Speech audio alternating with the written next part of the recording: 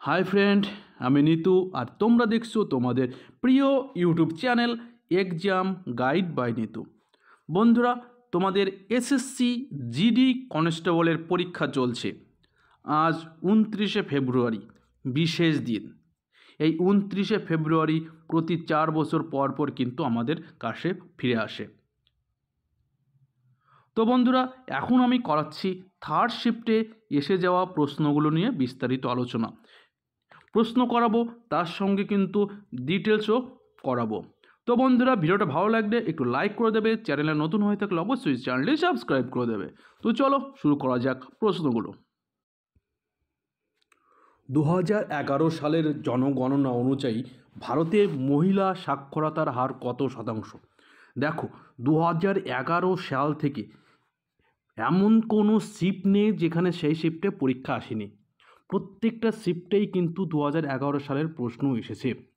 তো 2011 সালের জনগণনা অনুযায়ী ভারতের মহিলার সাক্ষরতার হার ছিল 65.46%, যেখানে পুরুষদের সাক্ষরতার হার ছিল 82.14%, এবং ভারতের জাতীয় সাক্ষরতার হার 74.04%। 2011 সালের জনগণনা ছিল ভারতের 15তম জনগণনা এবং স্বাধীনতার পর ভারতের 7তম জনগণনা। ভারতের সবচেয়ে শিক্ষিত রাজ্য কেরালা এবং শিক্ষার হার সবচেয়ে কম বিহারে। পরবর্তী প্রশ্ন, বিহু নৃত্যটি কোন রাজ্যের নৃত্য?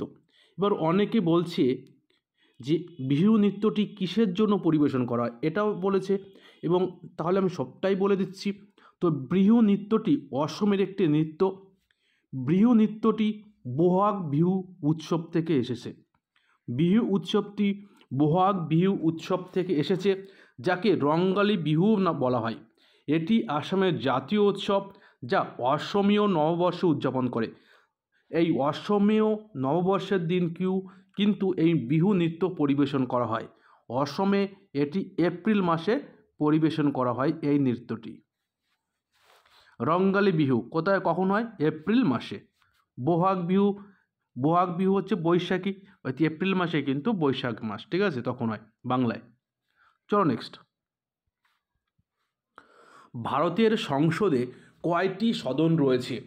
ভারতীয় সংসদ দুটি সদন নিয়ে গঠিত বা কক্ষ নিয়ে গঠিত। ভারতীয় সংসদে কয়টি কক্ষ? দুটি কক্ষ। কি কি? লোকসভা এবং রাজ্যসভা। রাজ্যসভাকে বলা হয় বয়স্কদের সভা, তাই তো, বয়স্কদের সভা বলা হয় রাজ্যসভায়। রাজ্যসভার সদস্য হওয়ার জন্য ন্যূনতম বয়স লাগে কত? 35 বছর। এবং লোকসভার সদস্য হওয়ার জন্য ন্যূনতম বয়স লাগে 25 বছর। রাজ্যসভার সভাপতিত্ব করেন কে?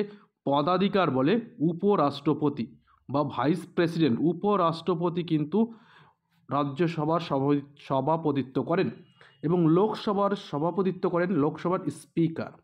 লোকসভার স্পিকারকে ওম বিড়লা।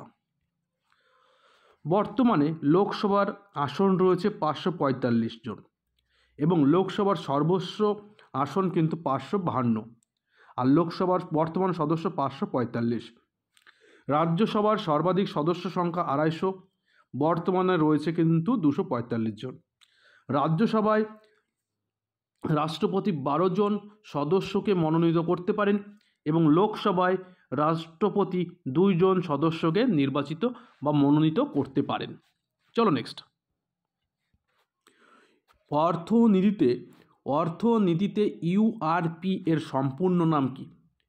অর্থনীতিতে ইউআরপি এর সম্পূর্ণ নাম uniform reference period. Uniform reference period হলো ইউআরপি এর সম্পূর্ণ নাম। পরবর্তী প্রশ্ন, সুলতান আজলান শাহ কাপ কোন খেলার সঙ্গে যুক্ত? সুলতান আজলান শাহ কাপ একটি হকি টুর্নামেন্ট, যা মালয়েশিয়ায় অনুষ্ঠিত হয়। মালয়েশিয়ার কুয়ালালামপুরে অনুষ্ঠিত হয়। কুয়ালালামপুরে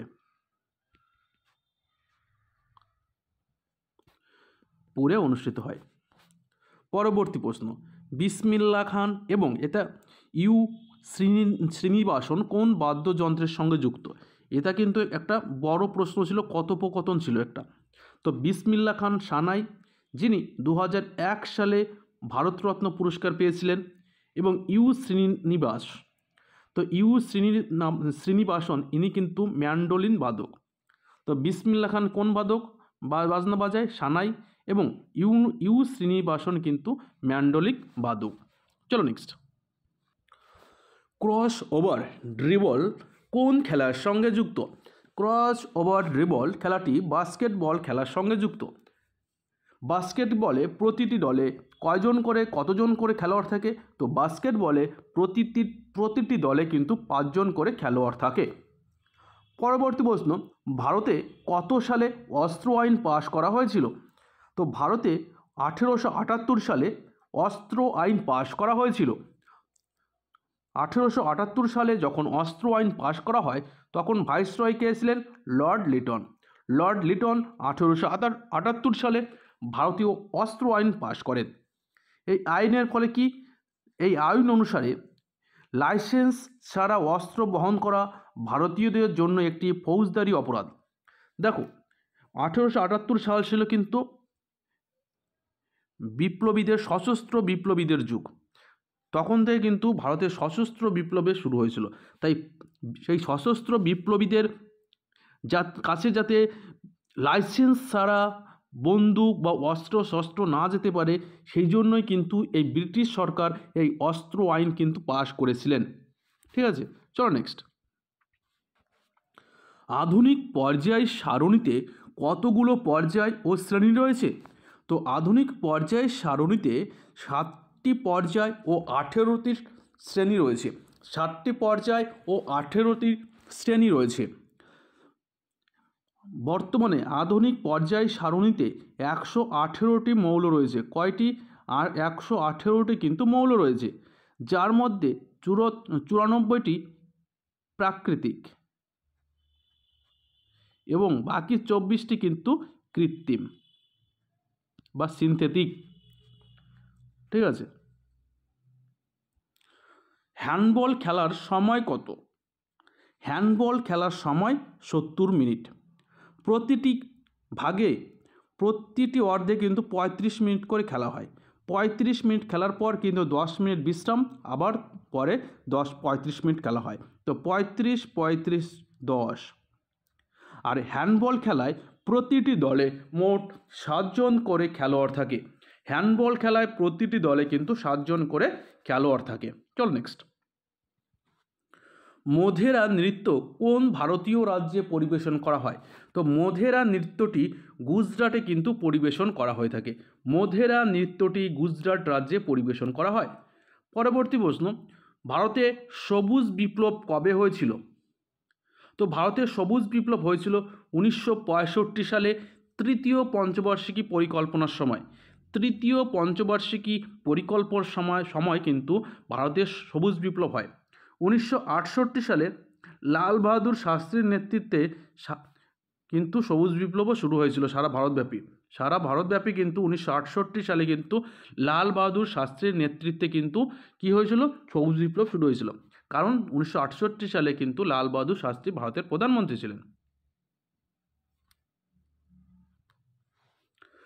ভারতে সবুজ বিপ্লবের জনক বলা হয় এম.এস. স্বামীনাথনকে।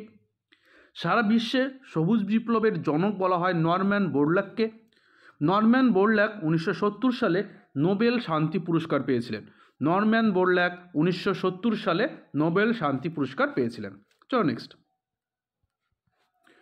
কে নতুন দিল্লির গান্ধী দর্শনে মহাত্মা গান্ধীর 12 ফুট উচ্চতার মূর্তি উন্মোচন করেন এবং গান্ধী ভাটিকা উদ্বোধন করেন? তো 2023 সালে 12 ফুট গান্ধীর মূর্তি উদ্বোধন করলেন আমাদের রাষ্ট্রপতি শ্রীমতী দ্রৌপদী মুর্মু। শ্রীমতী দ্রৌপদী মুর্মু দিল্লির গান্ধী দর্শনে মহাত্মা গান্ধীর 12 ফুট উচ্চতার কিন্তু মূর্তি উন্মোচন করলেন। পরবর্তী প্রশ্ন দেখো, আখম লক্ষ্মী দেবী কোন নাচের সঙ্গে যুক্ত? আখম লক্ষ্মী দেবী কিন্তু মণিপুরী নাচের সঙ্গে যুক্ত। মণিপুরী ভারতের একটি মণিপুরের শাস্ত্রীয় নৃত্য। ভারত সরকারের কোন মন্ত্রণালয় উত্তরপ্রদেশের গোরক্ষপুরে শতাব্দী প্রাচীন প্রকাশনা সংস্থা গীতা প্রেসকে গান্ধী শান্তি পুরস্কার দিয়েছেন? তো কেন্দ্রীয় সংস্কৃতি মন্ত্রক এই গোরক্ষপুরের গীতা প্রেসকে কিন্তু গান্ধী শান্তি পুরস্কার দিয়েছে। তো বন্ধুরা, এই থার্ড শিফটে আমি যে কটা প্রশ্ন সংগ্রহ করতে পেরেছিলাম তার বিস্তারিত তোমাদের সঙ্গে আলোচনা করলাম। তো বন্ধুরা, এখনকার মতো বিদায় নিচ্ছি। আবার ফোর্থ শিফটে নিয়ে আগামীকাল সকালে দেখা হবে।